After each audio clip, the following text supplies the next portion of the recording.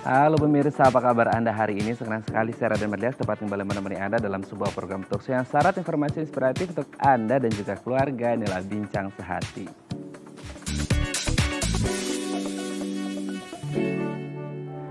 Ya pemirsa, tahun ini adalah tahun kedua kita umat muslim khususnya yang menjalani puasa selama pandemi. Seperti itu ya, berat, pasti berat untuk sebagian orang apalagi untuk mereka yang sedang berjuang melawan COVID-19. Nah ada juga nih pemirsa, pasien COVID-19 yang sudah sembuh dan dinyatakan negatif tapi masih mengalami gejala-gejala COVID-19 atau yang biasa disebut dengan long COVID. Pertanyaannya, aman nggak sih untuk pasien atau mereka yang dinyatakan long COVID untuk berpuasa? Inilah topik yang akan kita bahas hari ini ya, seperti itu. Nah, kalau kita ngomongin tentang kondisi yang terjadi sekarang memang ini ya susah-susah gampang gitu ya. Tidak ada yang mau kondisi seperti ini. Tapi bagaimanapun juga kita harus bisa berdamai dengan keadaan, bisa berdamai dengan situasi supaya semuanya berjalan dengan lancar. Nah, sebelum membahas tema kita hari ini, kita akan membahas terlebih dahulu nih beberapa fun fact tentang bagaimana sih caranya kita bisa berdamai dengan keadaan. Kita bahas satu-satu ya. Kita lihat yang pertama. Tidak mengeluh. Nah terkadang gitu ya, apalagi masa pandemi gitu ya, di luar pandemi kita sering menghadapi permasalahan, entah itu masalah keuangan, percintaan, rumah tangga, sosial, kesehatan dan lain sebagainya gitu. Apalagi di masa pandemi pasti permasalahan akan jauh lebih banyak. Maka dari itu salah satu hal yang kita harapkan supaya kita bisa berdamai dengan keadaan adalah tidak mudah mengeluh. Karena nyatanya ternyata yang namanya mengeluh ini tidak akan menyelesaikan masalah. Oleh karena itu kalau bisa kita jangan berfokus mengeluhnya tapi cari solusinya. Oke, kita lanjut yang kedua. Bersabar. Nah sering kita dengar ya, orang sabar itu pasti disayang sama Tuhan. Nah apapun yang terjadi dalam hidup kita gitu ya, pasti ada bumbu-bumbunya gitu. Dalam kehidupan tidak akan mulus banget gitu ya. Pasti akan ada kerikil-kerikilnya, batu-batu besarnya gitu yang akan menerjang kita, bahasanya seperti itu. Nah kalau kita bisa bersabar, menghadapi dengan tulus, ikhlas dan ridho gitu ya, insya Allah kita bisa melewatinya dengan sangat baik. Oleh karena itu supaya kita bisa berdamai dengan keadaan, salah satunya tenangkan diri dengan bersabar. Oke, kita lanjut yang ketiga. Mengontrol emosi. Nah ini menjadi salah satu hal yang bisa dibilang susah-susah gampang juga. Karena kalau kita lagi menghadapi masalah gitu ya, situasinya lagi nggak kondusif, memang agak berat untuk kita mengontrol emosi. Kenapa? Karena orang yang lagi diterpa masalah seperti itu pasti sensitif. Oleh karena itu kita harus pintar-pintar dan bijak-bijak untuk mengatur emosi kita supaya bisa terkontrol dengan baik. Dan ini tidak bisa dilakukan sehari dua hari, pasti butuh latihan yang panjang seperti itu. Tapi kalaupun akhirnya kita in the end of the day-nya tetap menghadapi masalah, ya kita belajar untuk sedikit demi sedikit untuk belajar mengontrol emosi kita. Supaya kita bisa berdamai dengan keadaan, nggak uring-uringan terus gitu ya. Oke, kita lanjut yang keempat. Introspeksi diri, ini juga menjadi catatan penting untuk kita semuanya. Kira-kira nih hari ini kita dapat masalah A gitu. Kira-kira kita coba flashback deh beberapa waktu terakhir, beberapa hari belakangan, beberapa bulan atau tahun terakhir gitu. Apa sih yang sudah kita jalani, apa yang sudah kita lakukan, apakah apa yang terjadi hari ini imbas atau efek dari apa yang kita lakukan sebelum-sebelumnya. Nah dari introspeksi diri ini ketika, oh iya kayaknya hari ini saya gini gara-gara kemarin begini. Nah ini bisa membuat kita bisa berdamai dengan keadaan ya. Kita lanjut yang terakhir. Bersyukur. Nah ini menjadi yang sangat penting ketika kita sudah mencoba bersabar, mengontrol emosi dan lain sebagainya. Memang salah satu hal yang harus kita lakukan adalah bersyukur. Kita tahu hubungan ya kita sebagai manusia ini hubungan horizontal. Ada juga hubungan vertikal kita dengan Tuhan. Nah salah satu hal untuk bisa berdamai ketika semua sudah dilakukan dan kita kayak oke, I'm fed up gitu ya, udah gak tahu lagi harus gimana. So kita harus bersyukur supaya kita bisa menjalani hidup dengan tenang dan kita bisa berdamai dengan keadaan. Oke, itu dia tadi 5 fun fact tentang berdamai dengan keadaan dan kami akan membahasnya sesaat lagi. Tetap bersama kami di Bincang Sehati.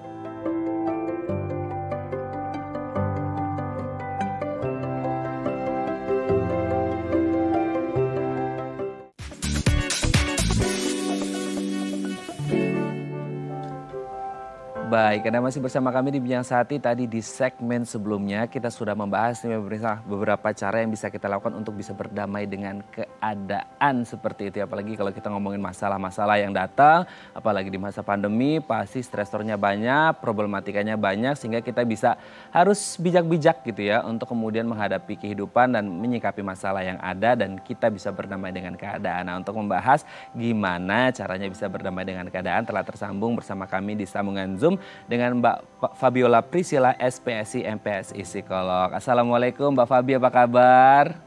Salam, baik Mas Raden, apa kabar? Alhamdulillah, puasa Mbak Fabi? Alhamdulillah, insya Allah. Alhamdulillah ya Mbak ya. Oke, Mbak, ini ya sudah Ramadan kedua gitu ya. Kemudian kita juga masih diterpa pandemi, kita doakan ini menjadi yang terakhir gitu ya, puasa terakhir kita diterpa pandemi. Nah, kalau ngomongin tentang masalah di luar pandemi, apalagi di masa pandemi gitu ya, ketika mungkin salah satu masalahnya adalah ya kita tidak bisa berpuasa bersama keluarga atau berhari raya gitu. Ini menjadi salah satu hal yang membuat kita kadang-kadang uring-uringan seperti itu kan. Nah, pertanyaannya gimana nih caranya supaya kita bisa berdamai dengan keadaan gitu ya. Entah karena masalah hari raya, masalah keuangan sekarang yang banyak karyawan di PHK, masalah percintaan kan ini jumlah atau prevalensi dari tingkat perceraian juga lumayan tinggi gitu ya Mbak ya. Di masa pandemi ini kita harus benar-benar bijak untuk bisa berdamai dengan keadaan. Salah satunya adalah apakah benar tidak mengeluh adalah cara yang dapat dilakukan untuk berdamai dengan keadaan. Tidak mengeluh, gimana nih Mbak Fabi? Iya, betul sekali. Jadi memang kalau kita tidak mengeluh, kita semakin mudah untuk berdamai dengan keadaan ya. Tapi faktanya nih Mas Raden, mengeluh itu kan salah satu kebiasaan buruk yang sering justru kita lakukan. Betul. Gitu ya. Nah, jadi ketika terlintas nih, kayak pengen ngeluh gitu ya, kita sadar nih, wah ini dalam posisi pikiran negatif nih, karena pikiran negatif itu kan yang memicu perilaku mengeluh ya. Jadi kita langsung tadi seperti Mas Raden juga dibilang, fokus yuk pada hal-hal yang positif. Misalnya keadaan ini terjadi kan atas izin Tuhan gitu. Artinya ini salah satu cara Tuhan untuk membentuk kita menjadi pribadi yang lebih kuat, lebih matang, kira-kira seperti itu. Dan kita ingat loh, kalau kita mengeluh berlebihan itu dapat berdampak buruk bagi kesehatan fisik maupun mental kita. Dan itu semakin menjauhkan kita dari kemampuan untuk berdamai dengan keadaan. Seperti itu. Oke ya, memang kalau kita ngomongin tentang berdamai dengan keadaan salah satunya adalah ya tidak mengeluh gitu ya. Karena kalau kita akhirnya mengeluh terus ya kita akan berfokus pada masalahnya gitu ya. Kita tidak akan fokus pada solusinya. Oke, kita lanjut yang kedua nih Mbak Fabi. Apakah benar bersabar adalah cara yang dapat dilakukan untuk berdamai dengan keadaan? Bersabar ini mudah diucapkan tapi kayaknya agak sulit untuk dilakukan. Gimana nih Mbak Fabi? Ya, sabar itu adalah sebaik-baiknya cara justru untuk berdamai dengan keadaan. Jadi sabar di sini tidak berarti menunggu saja gitu ya, tapi kita bisa menerima dan berusaha gitu. Jadi arti dari sabar itu sendiri adalah kita tenang, jadi nggak panikan gitu ya. Kemudian kita juga bisa menahan diri untuk tidak melakukan hal-hal yang negatif justru ketika kita menghadapi situasi yang tidak sesuai dengan harapan kita. Nah, jadi benar sekali dengan bersabar kita bisa berdamai dengan keadaan seperti itu dan yakin bahwa setelah kesulitan pasti akan datang kemudahan. Jadi memang kita harus berusaha untuk terus bersabar nih Mas Raden. Oke, siap ya, memang bersabar adalah cara yang paling ampuh gitu ya untuk kemudian bisa berdamai dengan keadaan. Oke, kita lihat yang ketiga nih Mbak. Mengontrol emosi. Nah, kalau kita lihat ya Mbak ya, untuk orang yang kena lagi masalah gitu ya, ini ngomongin 11-12 dengan sabar gitu ya. Kalau orang menghadapi masalah ini kan biasanya sensitif gitu ya. Biasa ditek gini aja biasa aja kalau di luar masalah. Tapi kalau lagi ada masalah ditoel sedikit aja wow gitu kan keluar sumutnya gitu ya. Nah, caranya untuk kemudian mengontrol emosi ini seperti apa gitu? Ya, jadi ketika kita sudah merasa, wah ini kayak emosinya negatif gitu ya, yang paling mudah untuk kita lakukan adalah kita sadari dulu nih, ini emosinya apa sih? Apa marah, apa sedih, apa emosi lainnya gitu ya. Dan kita sadari apa yang sedang terjadi saat ini, supaya kita lebih mudah mengendalikannya. Caranya gimana? Caranya yang paling mudah adalah tarik nafas dengan panjang, kemudian hirup dan hembuskan gitu ya, sampai kita merasa lebih tenang. Kemudian kita juga bisa alihkan nih, yang tadinya pikirannya kalut, kemudian emosi negatif, kita tutup mata, kita alihkan pikiran kita, apa sih yang terjadi di luar diri kita, yang misalnya kita dengarkan suara apa yang terjadi di luar sana, kemudian kita lihat apa sih yang ada di sekitar kita sehingga emosi kita tidak terfokus pada hal yang negatif tadi, seperti itu. Nah, kemudian emosi itu kan adalah energi ya, menghasilkan energi, sehingga kita perlu salurkan nih Mas Raden. Makanya pastinya dengan kegiatan yang produktif ya, yang positif seperti itu. Jadi memang penting banget untuk kita bisa mengelola emosi tadi sehingga tidak larut gitu ya, dan kita melakukan tindakan-tindakan yang nantinya kita sesali, dan tadi semakin menjauhkan kita dari kemampuan untuk berdamai dengan keadaan. Oke ya, ini sangat luar biasa. Ya perlu latihan juga untuk bagaimana cara kita mengontrol emosi. Tidak bisa 1 detik, 2 detik bahasanya gitu ya Mbak Fabia. Perlu waktu juga untuk belajar, dan kita harus belajar dari sekarang ketika nanti mungkin kita menghadapi masalah, kita sudah bisa convert gitu ya, untuk bisa berdamai dengan keadaan. Oke, kita lanjut yang selanjutnya, introspeksi diri. Nah, terkadang kan kita ketika kita ada seperti ini pasti ya tadi mengeluh yang di awal ya, suka mengeluh nyalahin orang lain. Tapi apakah kemudian introspeksi ini bisa kayak flashback nih Mbak Fabi, kita lihat beberapa waktu terakhir ini apa yang saya lakukan, apakah ini dampak dari apa yang saya lakukan atau enggak gitu. Nah, introspeksi juga kadang-kadang bisa menemukan celah, ternyata akar masalahnya di sini, dan ini bisa membuat kita bisa berdamai dengan keadaan. Enggak Mbak Fabi, gimana nih? Iya, setuju banget, karena sebelum kita berdamai dengan keadaan kan Mas, kita harus berdamai dengan diri sendiri dulu ya. Nah, caranya dengan introspeksi diri. Nah, di sini kita perlu jelaskan terperinci bahwa introspeksi itu kan ada 2. Ada introspeksi yang negatif. Jadi ketika kita introspeksi bukannya makin better, makin aduh ini gara-gara saya nih kemarin nih harusnya jadi makin sulit untuk berdamai. Malah semakin stres ya. Stres. Nah, yang kita maksud ini adalah introspeksi yang positif atau refleksi diri. Jadi kita bisa menghargai tuh setiap kelebihan kita, kekurangan kita, kegagalan kita, keberhasilan kita hargai semua. Itu semua adalah pelajaran supaya kita jadi lebih baik. Ya, kalau kelebihan kita kembangkan, bakat kita asah lagi, kekurangan pun kita terima, kita akui dan kita maafkan untuk bisa kita perbaiki, seperti itu. Jadi penting untuk introspeksi dengan jujur nih Mas Raden, kita berdamai dengan keadaan. Nah, ini yang juga bagus nih statement dari Mbak Fabi adalah introspeksi yang jujur gitu ya. Berarti kita harus melihat diri kita juga harus secara objektif ya Mbak ya. Untuk kemudian melihat apa yang kurang, apa yang lebih seperti itu. Dan juga kita jangan sampai introspeksinya yang ke negatif. Menyalahkan diri sendiri akhirnya bukan memotivasi malah mendemotivasi. Nah, itu yang malah jadi bahaya gitu ya. Akhirnya niatnya mau berdamai dengan keadaan malah uring-uringan dengan keadaan gitu ya. Oke, kita lihat yang terakhir Mbak Fabi, bersyukur. Nah, kayaknya kan kita kalau ngomongin permasalahan ya Mbak Fabi ya, mungkin kalau kita dalam Muslim kan hablum minanas sama hablum minallah gitu ya, hubungan horizontal sama manusia dan juga hubungan kepada Tuhan gitu.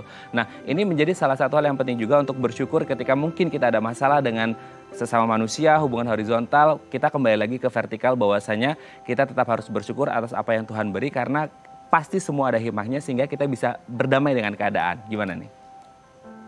Jadi memang kalau adalah cara yang paling cepat sebenarnya Mas Raden untuk bisa berdamai dengan keadaan. Nah, jadi kalau boleh di list, sabar dan syukur itu adalah juara deh kalau kita mau menghadapi keadaan dengan damai gitu ya.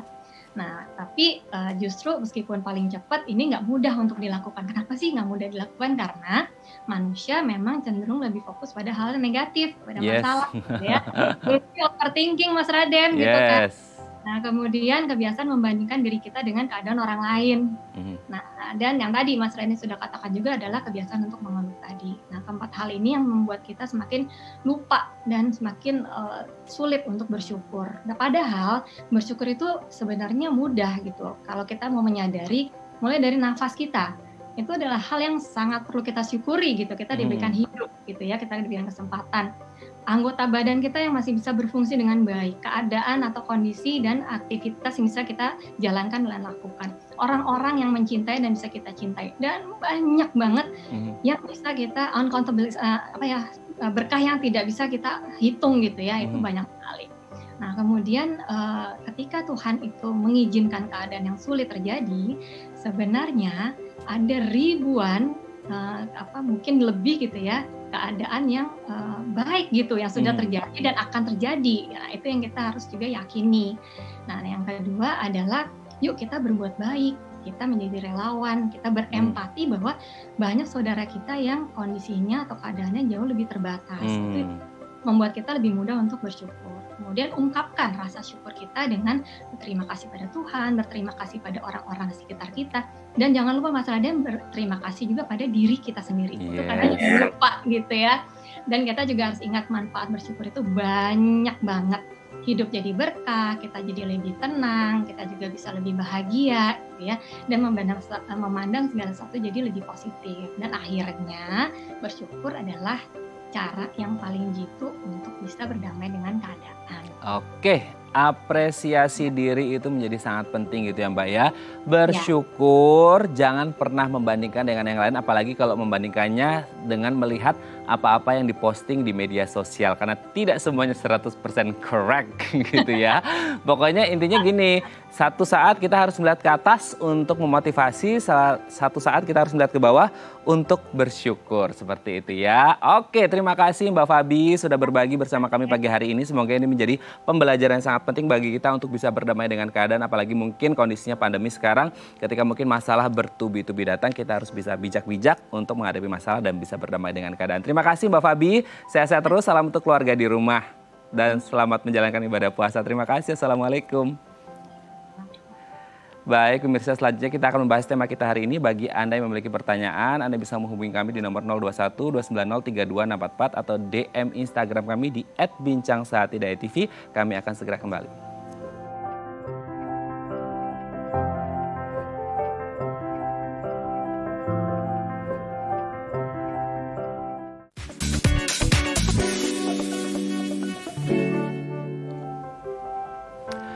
Baik, Anda masih bersama kami di Bincang Sehati dan kita masih membahas tema kita hari ini, aman nggak sih untuk mereka para orang-orang gitu ya yang mengalami namanya long COVID. Mereka sebenarnya udah sembuh gitu ya, udah negatif tapi masih mengalami gejala atau merasakan gejala. Pertanyaannya aman enggak? Nah, untuk membahasnya telah tersambung bersama kami di sambungan Zoom dengan Dr. Andi Nazarudin SPP, spesialis paru dari Mayapada Hospital Tangerang. Assalamualaikum, selamat pagi Dr. Andi, apa kabar?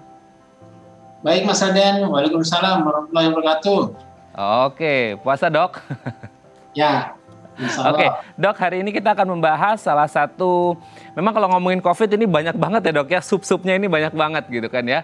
Selain kemudian kita berbicara bahwa COVID ini penyakit 1000 wajah karena nggak tahu gejalanya seperti apa, karena di setiap orang pasti akan mengalami hal yang berbeda-beda. Nah, ini juga kita akan membahas tentang salah satu hal yang memang ada dan memang ada di sekitar kita, long COVID seperti itu. Tapi sebelum membahasnya kita mau tahu dulu dong dok, update dari COVID-19 di Indonesia seperti apa ini dok?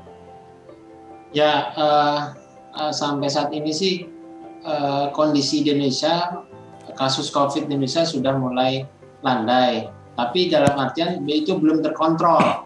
Artinya tingkat kematian kita masih sedikit agak tinggi dan positif rate-nya juga masih di atas 5%.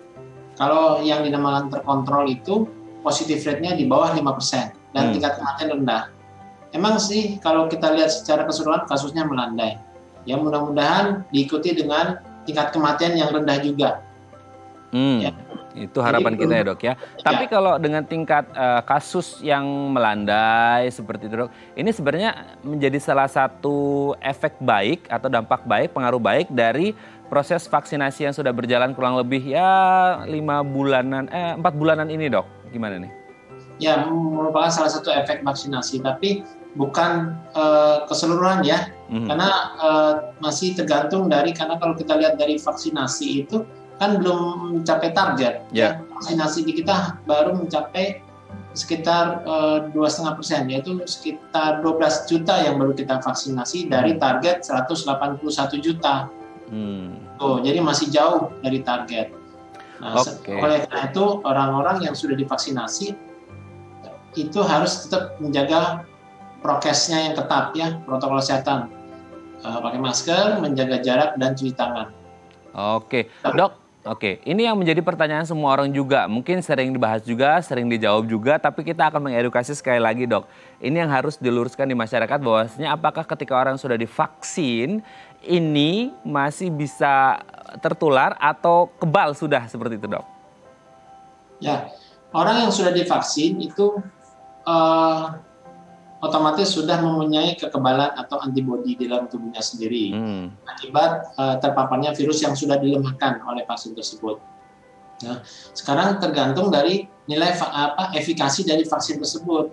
Kalau efikasi dari Sinovac yang saat ini kita ketahui adalah sebesar 65%. Artinya kita bisa terhindar dari COVID apabila kita terpapar jadi menjadi sakit itu sekitar 65% kita bisa terhindar. Selebihnya masih bisa tertular.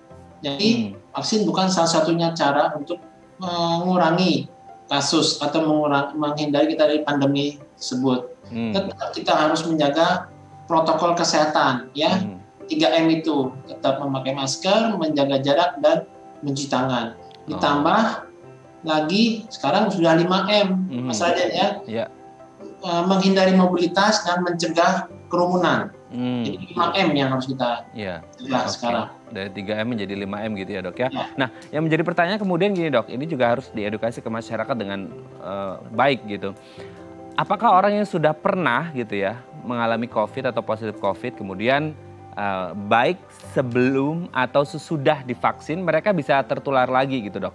Dan apakah ketika kalau ngomongin orang yang sudah divaksin bisa tertular lagi, apakah risikonya bisa menjadi lebih rendah atau gimana nih, Dok?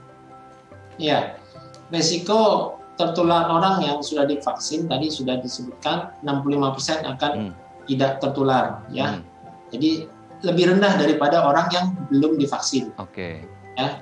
Terus sama juga orang yang sudah pernah terpapar itu selama 3 bulan dia akan mempunyai antibodi dan dia sudah mempunyai kekebalan personal, kekebalan dalam dirinya dia sendiri akibat terpapar virus COVID tersebut, sehingga mempunyai antibodi dan antibodi ini bisa bertahan kurang lebih 3-6 bulan. Jadi kemungkinan pasien-pasien yang sudah terpapar atau yang sudah divaksinasi itu akan mendapatkan infeksi itu kalau sudah lebih dari 6 bulan, 3-6 bulan.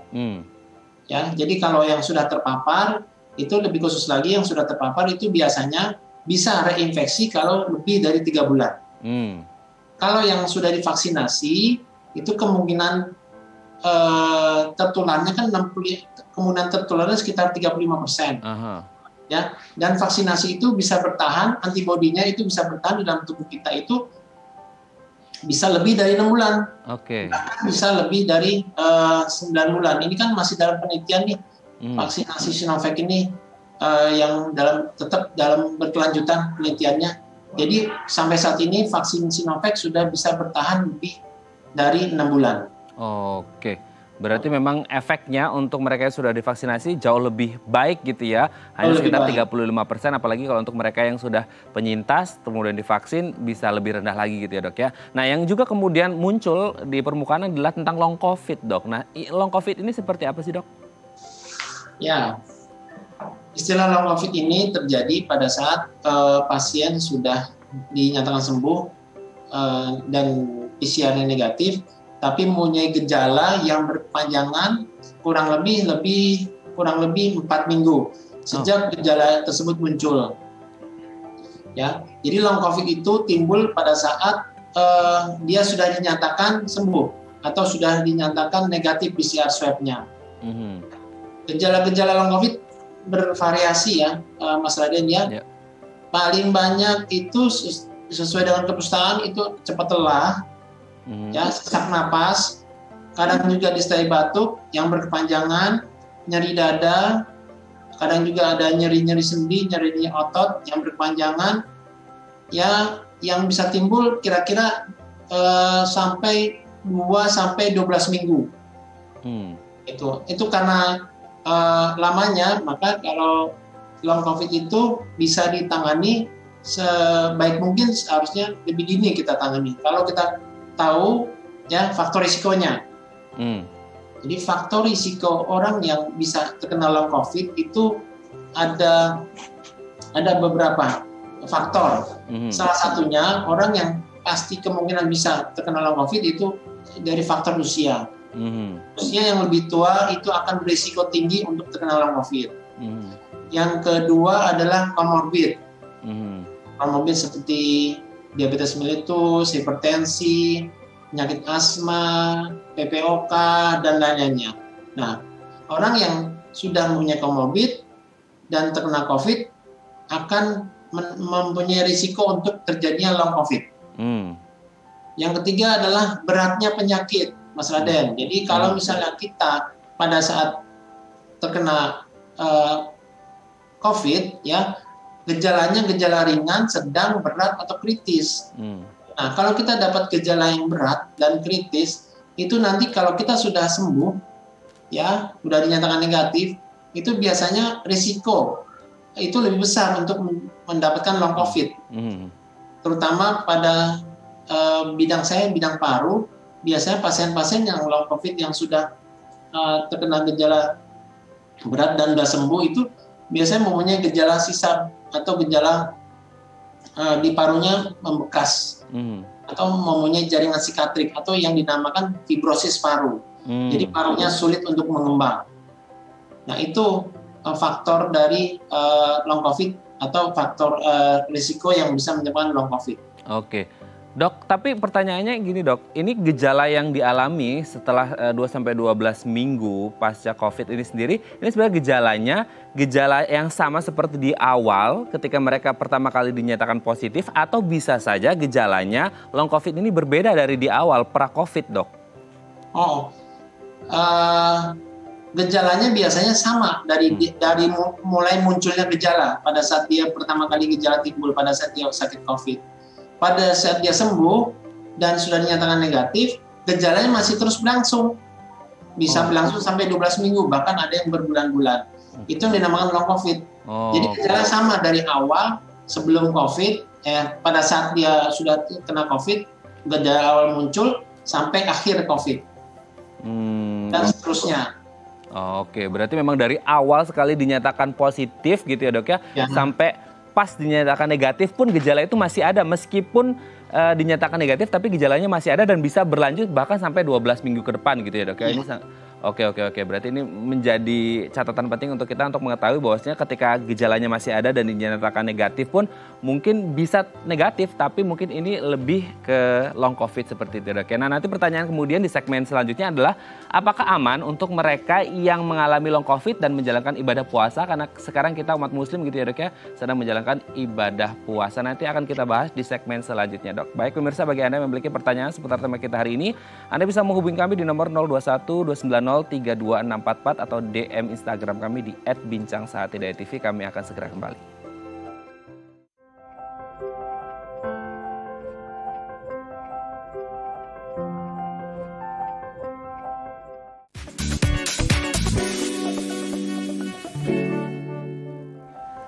Baik, Anda masih bersama kami di Bincang Sehati dan kita masih membahas tema kita hari ini, aman nggak sih kalau orang dengan long COVID ini menjalankan ibadah puasa di bulan suci Ramadan? Nah, bagi Anda yang memiliki pertanyaan seputar tema kita hari ini, Anda bisa menghubungi kami di nomor 0212903244 atau DM Instagram kami di @bincangsahathidayah.tv. Masih bersama dengan Dr. Andi Nazarudin SPP, spesialis paru dari Mayapada Hospital Tangerang. Kita lanjut lagi ya, Dr. Andi ya. Dok, ini kalau kita ngomongin tentang long COVID gitu ya, orang dengan long COVID kan masih mengalami gejala-gejala nih dok gitu ya. Ada kan gejalanya mungkin bermacam-macam ya, kita tidak bisa menyebutkan semuanya. Mungkin ya anosmia ada mungkin, kemudian ya masalah pencernaan, kadang-kadang ada diare juga, demam juga. Tadi dokter juga sudah menyebut beberapa. Nah pertanyaannya ketika harus mau berniat puasa gitu dok, ini sebenarnya aman atau enggak, atau bisa aja tapi dengan catatan-catatan khusus, atau harus konsultasi ke dokter dengan perawatan, atau kemudian ya harus diawasi secara ketat gitu dok, gimana nih? Ya Mas Aden, jadi kalau berbicara tentang puasa, apalagi puasa Ramadan itu ya, itu wajib bagi orang muslim ya. Sebenarnya sih berpuasa itu wajib bagi orang muslim dan tidak diwajibkan untuk orang-orang tertentu di dalam Islam ya, terutama untuk orang yang sakit, orang hamil dan menyusui. Nah, kalau kita bicara orang yang sakit, ya, itu sebenarnya boleh saja berpuasa, aman berpuasa, asalkan sesuai dengan anjuran dokter. Nah, anjuran dokter itu harus kita ikuti, gitulah. Salah satunya adalah bila gejala klinisnya itu ringan, terutama pada pasien long COVID atau pasien COVID yang gejala klinisnya ringan atau yang tidak bergejala, orang tanpa gejala, itu bisa berpuasa. Ya, tapi orang yang gejala ringan pun berpuasa dengan harus ada syarat anjuran dokter. Pertama syaratnya adalah bahwa penyakit yang diderita itu tidak akan memperburuk penyakit tersebut. Ya, yang kedua, tidak akan memperburuk atau memperberat dari penyakit tersebut. Yang kedua adalah tidak akan memperburuk atau memperberat dari efektivitas penyembuhan. Ya. Yang ketiga harus sesuai dengan asupan nutrisi atau cairan yang didapat oleh pasien tersebut. Yang keempat adalah kondisi di mana pasien itu obat-obatannya itu kan harus dipindahkan, jadi bisa memungkinkan untuk digeser pemberian obat itu. Kalau misalkan ada obat-obat tertentu yang tidak bisa digeser kan pemberiannya, itu kita tidak dibolehkan puasa. Ya, nah yang perlu diperhatikan ya, secara umum bahwa orang semua atau orang sakit yang gejala ringan itu boleh berpuasa bila salah satu syaratnya adalah dia tidak ada demam. Ya. Kalau demam itu kan akan cepat dehidrasi, sedangkan puasa itu kan cairan akan berkurang ya, dehidrasinya akan cepat terjadi. Tidak demam. Yang kedua tidak sesak. Kalau sesak biasanya akan sulit untuk berpuasa karena emang kebutuhan oksigen pada saat berpuasa apabila kita melakukan kegiatan itu akan besar. Ya, kita harus membutuhkan kalori dan oksigen ya untuk kegiatan. Jadi sesak, demam, dan yang ketiga adalah bila gejalanya berat. Gejala berat itu kan pasti membutuhkan obat yang efektif dan membutuhkan cairan dan membutuhkan pemberian terapi obat seperti infus dan cairan. Sedangkan infus sendiri itu kan akan membatalkan puasa. Jadi boleh dikatakan orang yang sakit itu boleh berpuasa, terutama pada pasien non COVID atau pasien-pasien COVID bila gejalanya ringan atau tidak bergejala sama sekali dengan anjuran dokter. Itu aja Mas Aryan. Oke, nah biasanya kan ini kebiasaannya kita adalah seringkali kita menganggap bahwa gejalanya ringan kok. Nah mereka self-diagnose gitu dok. Mereka mendiagnosis diri mereka sendiri. Ini nggak boleh ya dok ya. Tetap harus konsultasi ke dokter untuk melihat kondisi si orang ini apakah kemudian mampu atau tidak gitu dok. Iya, tetap sesuai dengan anjuran dokter. Jadi kalau bisa kita periksa dulu pemeriksaan fisik, kita periksa laboratorium, nanti diperiksa sama dokter, baru dokter memutuskan ini boleh puasa atau tidak. Karena untuk penyakit-penyakit yang long COVID itu kan penyakit-penyakit kronik ya, dan gejala ringan ya, terutama gejala ringan itu bisa. Tapi kalau penyakit-penyakit yang akut, penyakit-penyakit yang akut itu penyakit yang cepat ya, sesak masih ada, demamnya masih ada, dan gejala berat itu disarankan untuk tidak puasa. Nah, puasa yang efektif itu gimana? Ya, puasa yang obatnya itu kan bisa diatur. Ya, misalnya pada gejala ringan dia mau puasa, obat itu bisa diatur, digeser. Itu puasa yang dibolehkan. Jadi obatnya itu bisa digeser. Tapi kalau obatnya tidak bisa digeser atau tidak bisa dijalankan, itu tidak boleh puasa. Dan puasa yang sehat itu cakupan cairan dan nutrisinya itu seimbang. Ya. Jadi sebenarnya puasa itu sebenarnya meningkatkan kesehatan. Karena apa? Karena kita cuma hanya menggeserkan waktu makan saja. Ya. Puasa yang tidak sehat itu puasa yang misalnya kita pada saat berbuka itu seperti balas dendam, apabila kita berpuasa selama 12-14 jam, kita berbuka itu balas dendam. Nah, itu tidak sehat. Nah, puasa sehat itu harus jaga asupan nutrisinya dan cairannya secara seimbang, gizinya seimbang, minum cairannya juga seimbang, minimal 8 gelas sehari kalau kita ingin berpuasa. 8 sampai 10 gelas sehari bisa kita atur. Misalkan maghrib kita minum 2 gelas, tengah malam kita minum 2 gelas, mau sahur kita minum hampir 4 gelas, jadi total 8 gelas, itu udah cukup. Ya, jadi puasa juga ada tata caranya yang sehat. Tadi yang saya bilang, cakupan cairan dan nutrisinya seimbang, ya, sama gelas cairan minum juga 8 gelas sehari, olahraga yang cukup, dan istirahat yang cukup. Ya, apalagi zaman pandemi ini, puasa lebih baik di rumah saja. Itu yang lebih baik. Oke, Dokter Andi, tadi kan Dokter Andi menyebutkan ada obat-obat yang memang nggak bisa digeser, berarti ini nggak wajib untuk puasa. Ada juga yang obatnya bisa digeser gitu. Nah, kalau kita ngomongin tentang obat kan biasanya 3 kali sehari nih, Dok.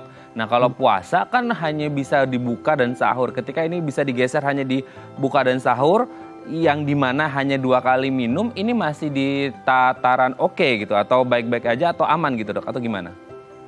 Ya, obat-obatnya yang pemakainya 2 kali sehari atau 3 kali sehari sebenarnya masih bisa digeser, ya. Misalnya pemakaian 3 kali sehari pemberiannya, ya kita bisa geser jadi maghrib, terus pada saat malam dan pada saat sahur. Itu masih bisa digeser. Tapi kecuali kalau obat-obatan yang nggak bisa digeser, ya. Obat-obat yang bisa digeser itu seperti obat-obatan pada penyakit-penyakit yang akut, ya. Dia kalau tidak diberi obat itu, kalau tidak diberikan obat itu dalam waktu tertentu, dia akan merasakan sakit atau dia merasakan akan gejala timbul. Nah, itu yang harus digeser. Nah, sebaiknya pasien-pasien yang pasien akut atau pasien yang obat nggak bisa digeser itu biasa pasien yang gejalanya berat. Jadi ya tidak dianjurkan untuk puasa. Oke, ya. Tidak dianjurkan untuk berpuasa. Memang sekali lagi memang harus tetap konsultasi ke dokter untuk mendiagnosis apakah ini orang ya ringan, sedang atau berat gitu ya. Kalau mungkin sudah masuk ke sedang berat memang tidak diwajibkan untuk berpuasa. Kalau sedang ringan dan masih bisa digeser juga obatan, ini ya nggak apa-apa untuk berpuasa. Tapi sekali lagi dengan catatan harus konsultasi ke dokter. Nah, yang menjadi pertanyaan kemudian adalah tidak hanya di puasanya saja, Dok, tapi kita berbicara tentang jangka panjang dari long COVID ini sendiri. Apakah ini adalah sesuatu yang patut untuk dikhawatirkan atau sebenarnya efek biasa saja karena nanti akan sembuh dengan sendirinya, Dok? Karena ini kan menjadi kekhawatiran kan, apalagi untuk mereka-mereka yang mengalami mungkin anosmia, parosmia dan lain sebagainya sehingga akhirnya tidak bisa merasakan makanan. Ini kan bisa bikin orang stres juga gitu, Dok, atau gimana nih? Ya, long COVID tadi kan diistilahkan gejala yang timbul sudah negatif dan timbul lebih dari 4 minggu. Nah, sebenarnya long COVID itu risikonya long COVID itu timbul tergantung risikonya. Risikonya kalau dia penyakit berat, biasanya long COVID-nya agak panjang timbulnya, gitu loh. Ya bisa sampai 12 minggu, bahkan ada yang sampai berbulan, 2 bulan, 3 bulan. Tapi pada akhirnya itu akan resolusi sendiri, akan sembuh sendiri, gitu loh. Ya, sembuh sendiri. Tergantung derajat penyakitnya. Kalau derajat berat, biasanya sisa-sisa long COVID itu, kalau di paru ya itu fibrosis parunya itu akan menetap ya kurang lebih 3 sampai 3 bulan lah. 3 sampai 6 bulan. Nah, untuk mempercepat pemulihan itu biasanya kita ada obat-obatan untuk pasien-pasien long COVID. Ya, jadi untuk mempercepat. Enggak diobatin juga biasanya pasien-pasien long COVID itu sembuh itu tapi membutuhkan waktu yang agak lama dibandingkan kita berikan obat biar cepat pemulihannya. Gitu Mas Raden. Oke, Dok, ini memang menjadi edukasi yang baik gitu ya, untuk kita semuanya untuk mengetahui ternyata long COVID ini bisa atau tidaknya berpuasa. Kembali lagi tadi kondisi kita harus konsultasi ke dokter ya. Sedang berat tetap ya tidak diwajibkan, apalagi kalau untuk obat-obatan yang tidak bisa digeser. Kalau yang ringan dan bisa digeser ini masih bisa diantisipasi dengan cara waktu buka, tengah malam dan juga sahur untuk meminum obatnya. Oke dok, nanti di segmen selanjutnya kita akan membahas nih beberapa tips gitu ya yang simple, sederhana yang bisa dilakukan aman untuk mereka berpuasa bagi mereka dengan long COVID. Nanti akan kita bahas di segmen selanjutnya ya dok ya. Baik pemirsa, bagi Anda yang memiliki pertanyaan seputar tema kita hari ini, Anda bisa menghubungi kami di nomor 021 290 32644 atau DM Instagram kami di @bincangsaatidayatv. Kami akan segera kembali.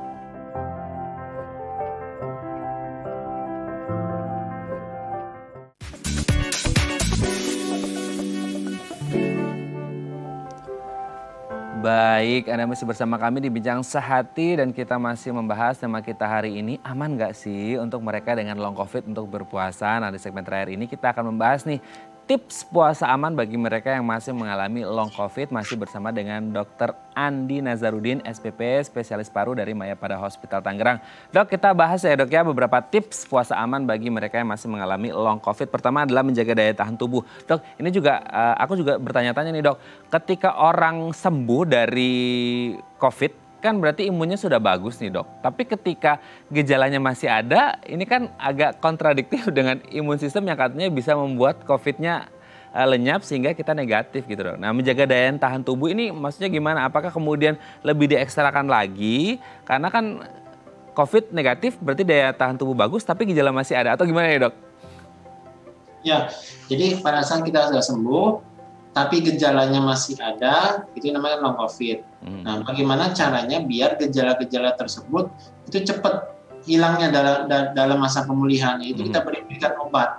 Dan biasanya kita berikan obat-obat imunitas tinggi, misalnya seperti antioksidan, seperti vitamin, multivitamin dan lain-lain ya yang bisa meningkatkan imunitas. Di samping juga kita berikan obat-obatan yang untuk mengurangi gejala tersebut sehingga gejalanya reda, imunitasnya tinggi. Ya, imunitas tinggi kita berikan vitamin, kita berikan antioksidan.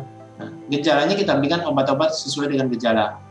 Jadi secara simultan kita beriringan, gejalanya reda, imunitasnya tinggi. Itu pada pasien-pasien long COVID biasanya kita berikan obat-obatan yang kombinasi dengan imunitas seperti vitamin, antioksidan dan lain-lain.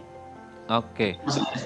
Dok, berarti kan pertanyaannya kemudian karena mungkin saking parnonya gitu ya dok ya, kita sebagai orang non medis dengan harapan bisa imun sistemnya lebih terboost dengan lebih cepat, kita minum semua jenis multivitamin, bahkan satu jenis vitamin seperti vitamin C aja ada beberapa jenis gitu atau beberapa brand kita minum. Ini sebenarnya efektif atau enggak dok? Kan kita lihat kebutuhan tubuh kan semisal hanya segini aja gitu. Tapi ketika kita konsumsi lebih banyak, apakah kemudian ini akan jadi mubazir gitu dok? Iya, terutama kalau kita berbicara tentang vitamin, terutama vitamin C, itu pada saat kondisi akut, pada saat ada bergejala yang berat, ya pada saat kita COVID bukan sebelum sembuh. Itu vitamin C sangat dibutuhkan dalam dosis tinggi, ya. Tapi pada saat kita sudah long COVID atau sudah kita sembuh, vitamin C dibutuhkan untuk maintenance, ya, untuk menjaga, untuk mengontrol kebutuhan vitamin itu dalam bentuk yang seimbang. Jadi ada vitamin itu dibagi jadi beberapa bagian, ada 2 bagian, yaitu vitamin yang larut dalam air dan vitamin yang larut dalam lemak. Vitamin yang larut dalam air itu seperti vitamin C, vitamin B, dan vitamin C dan B.